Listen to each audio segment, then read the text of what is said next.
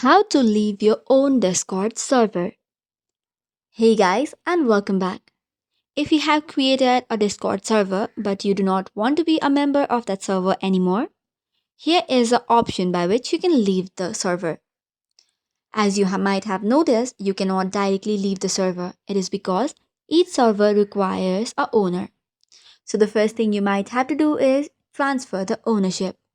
Go to your server settings and go to members. Select any other member except for you.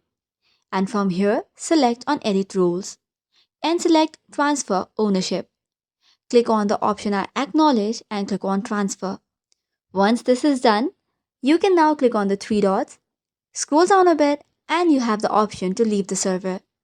So that is all for today's video. If you have got any queries, make sure to drop it on the comment section. Until then, make sure to like and subscribe our channel. Thanks for watching.